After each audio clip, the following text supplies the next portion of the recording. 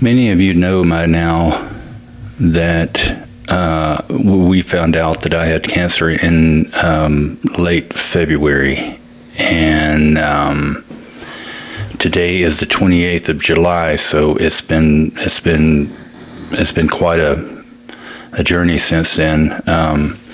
So what I want to do is give an update today on what's going on and how I'm feeling. So we've gone through a lot since then.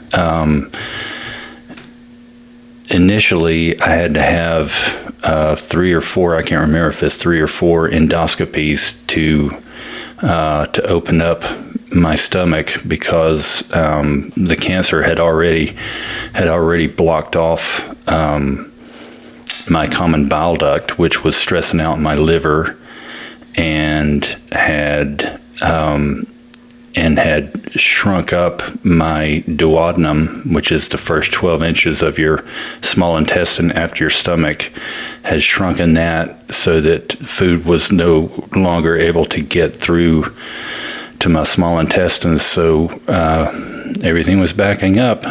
Sorry if that's gross, but yeah, it was quite a problem. So I had several surgeries, endoscopy surgeries, to have that corrected, and that ended up being about 13 days in the hospital.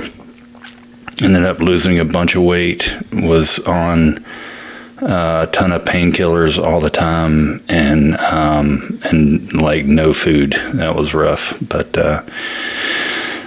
anyway, soon after I got out of the hospital and got home, we scheduled chemotherapy, and then we started going to chemotherapy. At first, I guess I just completely underestimated chemotherapy. I mean, there's a lot of people that talk about how, horrific it can be. And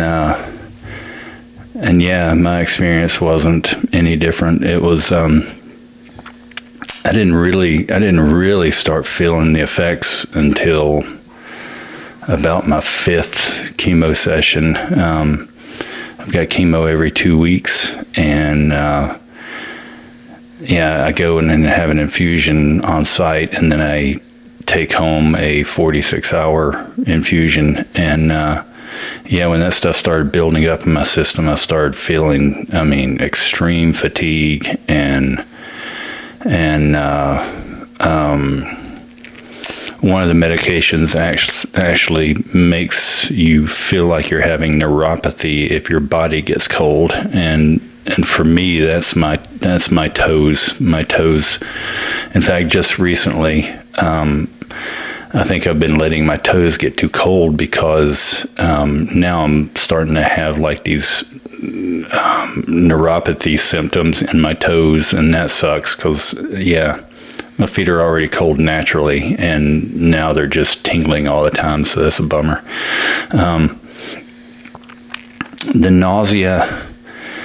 The nausea is for sure awful. I mean, what anybody tells you about nausea is absolutely true, and that really makes it unpleasant. But I didn't feel much of that. Like I said, I didn't really feel a whole lot of symptoms until the 5th one, and then just all of a sudden, well, let me back up. When I first started going to chemo, I would feel a little rough for a couple of days, and then after a couple of days, I would feel great again, and then I would go right back to my normal activity, like exercising, moving around, doing stuff around the house, and was just glad for the week off, the 0 week I had between treatments. However, the further I went with chemo, the 0 weeks, my body wasn't bouncing back as much. Like the fatigue would stay, the cold sensitivity would stay, the symptoms would stay, and that just really sucked, honestly. I gotta tell you, mentally, it hasn't been a lot of fun because I've always been not an overly busy person, but active. I like doing stuff. I like wood turning. I have hobbies and going places and things like that. So a lot of that stuff is had to draw a lot of that back because the fatigue is just it's rough. Just having to slow down and rest plenty.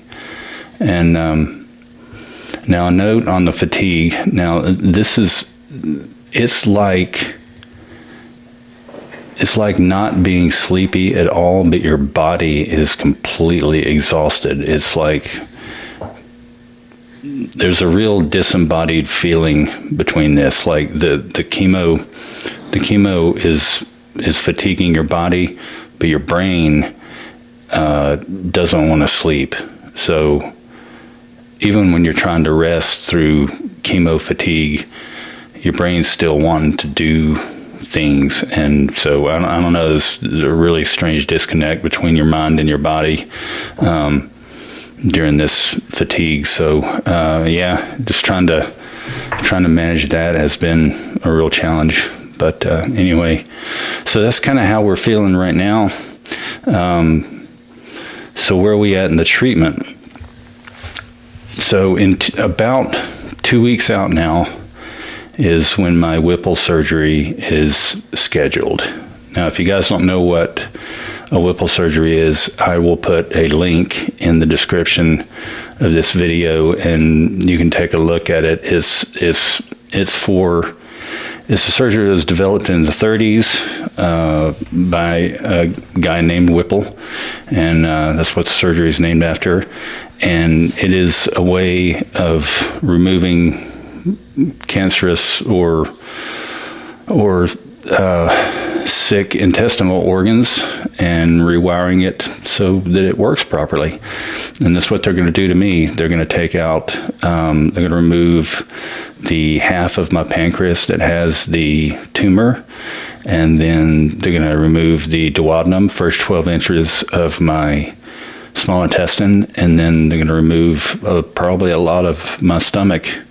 And I'm a little nervous about it because I've never had a surgery this major. I mean, I've had surgeries before, but this one is going to last most likely 8 hours, possibly even more, depending on what happens. So over the years, the Whipple surgery has progressed to being able to use robotics. And by robotics, I mean, it's basically these two little robotic hands that go down into your body. And, a doctor demonstrated at one time on a YouTube video. He was able to take a candy wrapper and fold it into a crane, an origami crane, using these two little robotic arms. So anyway, it's really impressive. So they're going to do the surgery robotically at first, unless something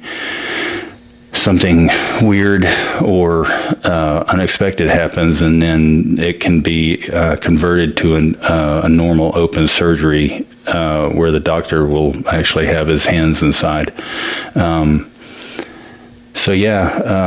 that stuff's a little nerve-wracking, and just the idea of being sedated for 8 hours or more is nerve-wracking. And it's going to be a big deal. So we're about 2 weeks out from that. Recovery time is, the hospital recovery is expected to be about 5 days, and then full recovery time is like 12 or so weeks afterwards, which should put me toward November. which will work out good because I'm planning on going down to have another military reunion and see some friends in November and hopefully get to jump with them from the World War II aircraft to Tico Bell. So hopefully that'll go. Hopefully my recovery will be great and we won't have any complications or anything. So a lot of good things to look forward to. One of the things I'm not looking forward to is originally we set the plan for 6 months of chemo, and that was split up. First part of chemo was going to be before the Whipple surgery. Last part, or last 4 infusions, will be after the Whipple surgery. Trust me, I would not cry about canceling the last 4 chemo infusions after the surgery. Please, yeah, you can keep those. But if we do, we'll tough it out. I did have to ask the doctor for a break. I did skip 1 infusion because I was just getting so unbelievably sick from it. And he let me skip 1, and then the next one was a half dose of the medicine, and that did make a difference because the day of infusion, that second medication that I get is really strong, and I seem to have a little bit of a reaction to it. So they put me on Benadryl, and they give me a couple other medicines for nausea, and just the combination of the chemo and the Benadryl and whatever else they're giving me is just a lot on the body, and it just makes it just makes you feel sick and nasty. It makes you feel like there's filthy mud being pumped into your body, and it's just not a great feeling. So not complaining. It's just the nature of the beast. So anyway, overall everything's going really good though. So yeah, that's about where we're at. I encourage you to click on the link for the Whipple surgery in the description. It's fairly interesting if you're interested in stuff like that. If you're grossed out, you probably should stay away. So anyway, thanks, and I hope everybody's doing great, and we're doing good too. Thanks for listening.